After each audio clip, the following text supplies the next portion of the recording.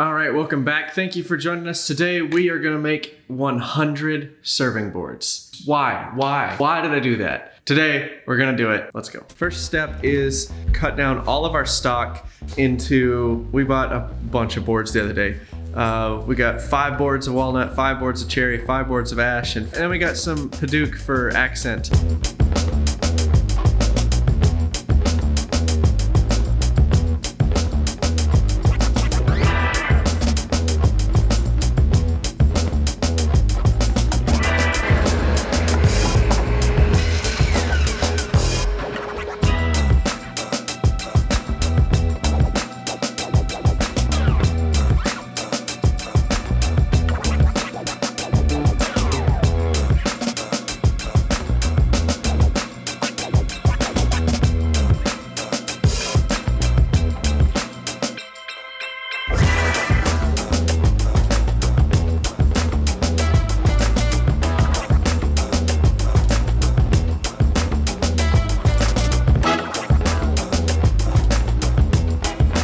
100 serving boards. It's just a nice round arbitrary number that will teach us how to kind of an outrageous number. Make things at a production scale. Anyway, we're gonna start out easy with some serving boards. They can't be that complicated.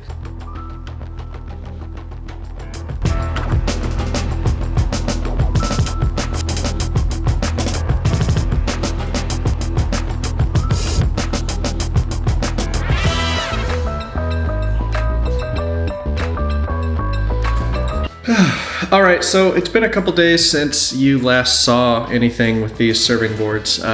We were starting to cut the thumb slot hole handle sort of thing so you can hold the board and serve cheese and things. But the blade, that's the tightest curve I could get with that big thick blade.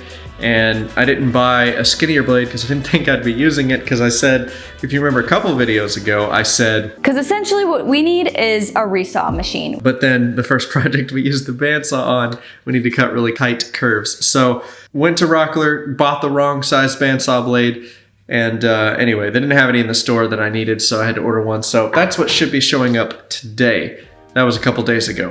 So now, after thinking about it for a little while, what I want to do is, some of those boards are skinny and I want to add a different color strip into the board. So what I'm going to do today is joint some of those boards so I can rip them on the table saw to get really nice straight lines so that I can glue up different colored stripes through the boards. I picked up this Rockler router table fence. I don't know, feels like it was kind of expensive for just a piece of extruded aluminum and MDF, but whatever.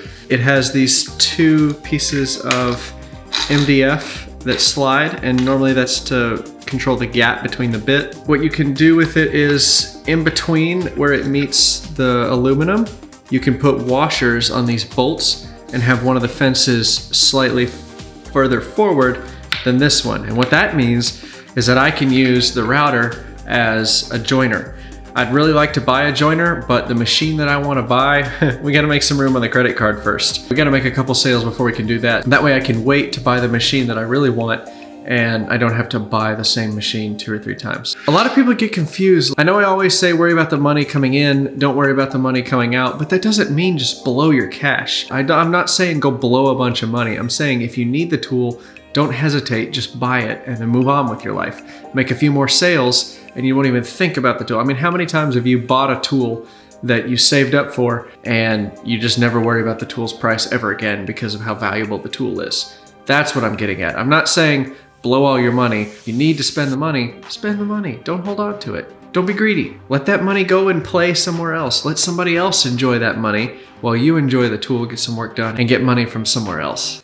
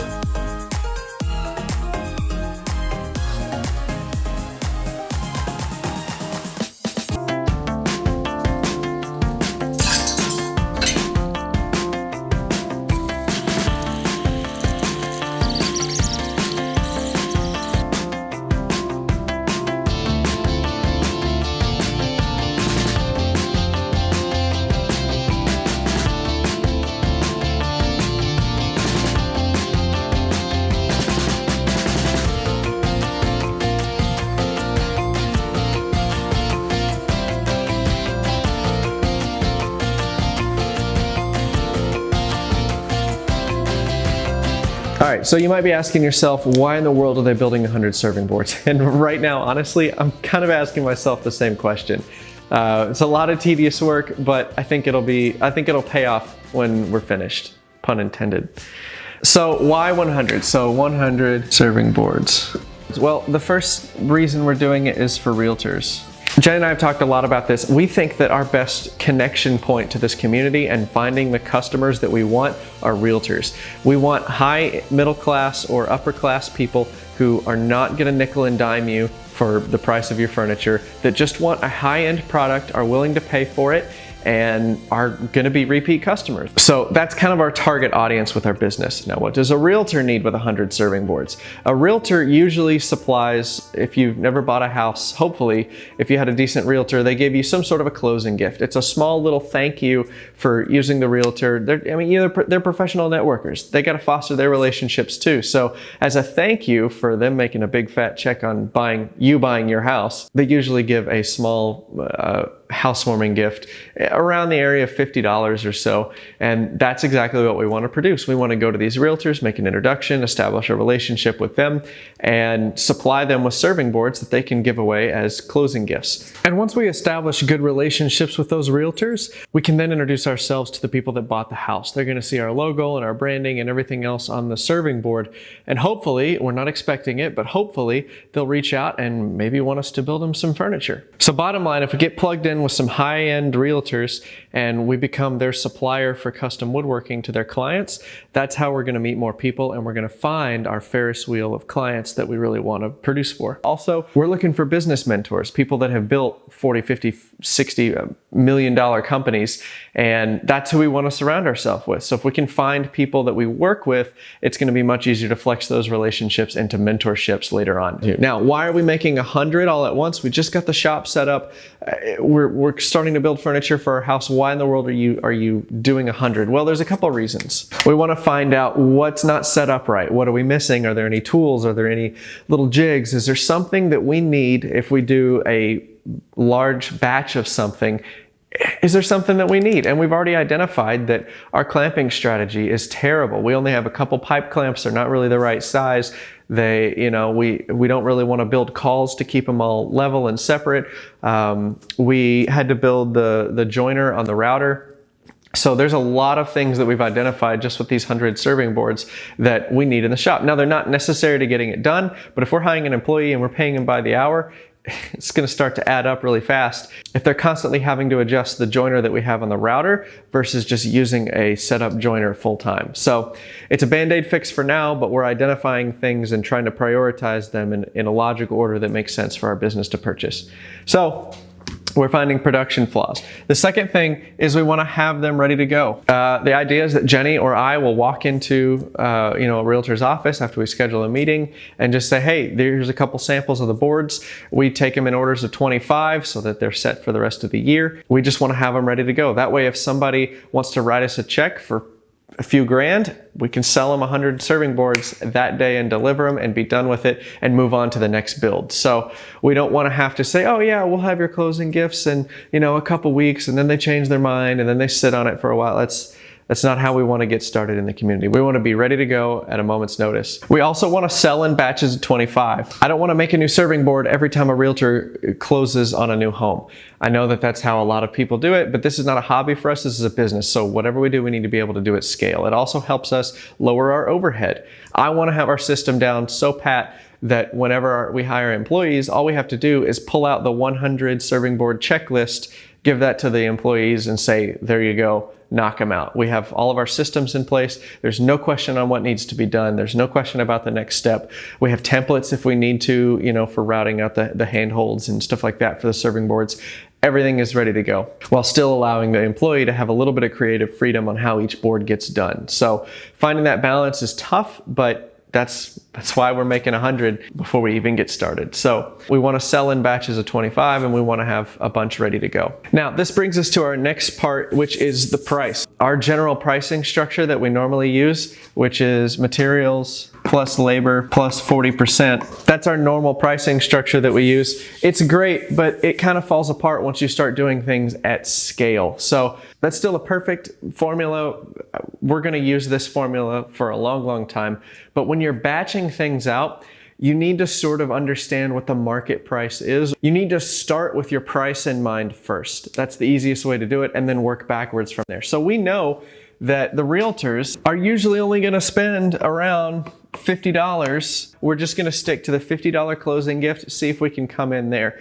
And who knows, maybe we build something bigger and better in the future. But for right now, we're just going to start with the average cost of $50. So if I know that I'm going to sell these for around $50 each, that's going to be $5,000 that we make just on this set of 100 serving boards. I don't know yet. I'm not done with them, but I am imagining that it's not going to take me a whole lot of time. I'm guessing maybe, going to my head right now, maybe 30 hours to do all these boards. So 30 hours times our labor rate of $30 an hour is going to be $900 in labor. We're going to have around $700 in material costs. So we're into these for $1,600. And then you subtract that from the $5,000 we have up here, and then looking at a profit of around $3,400. So I think $50 for a nice serving board is going to be no problem at all for the sale as far as perceived value is concerned. Because think of it from the realtor's perspective. They're getting a custom, handmade, unique piece from a local woodworker. What says welcome to the neighborhood like something built locally? We've got a pretty good value proposition for the realtor to spend, $47, $55 or so per board. And at a profit of $3,400 for, half a week's worth in the shop, I'd say that's pretty good. Now again, we may not get this much for the boards, and that's okay. We get a lot of benefit out of making these boards ourselves, and I'm not saying that should offset the cost, but I'm saying if worst case scenario, if we have to get rid of them for a lower price, that's at least a silver lining. So I'm not too worried about these. It's just 100 of them. I know we can get rid of them and make our money back. I mean, for $1,600, that's for labor and materials. If that's our worst case scenario, I know I can get rid of these 100 boards for $16 a piece. I know I can get that. That is all for this one. I'm gonna have to split this into 2 videos. Make sure you subscribe so you don't miss the second video. Yeah, we'll catch back up once we get the second video done. And these serving boards will be finished and pretty and beautiful, and I can't wait to finish these, but I've got a mountain of sanding to do between now and then. So thank you very much. If you're interested, if you're just the weekend woodworker and you just want to sell some of your stuff, we have courses. It's the first link in the description. And we kind of go through our whole sales process and how to find good customers and how to market yourself and how to price your work and all that sort of stuff. So don't be intimidated by all this if you don't want to scale and you don't want to grow just as fast. If you just kind of want to get your feet wet with sales, we can definitely show you how to do that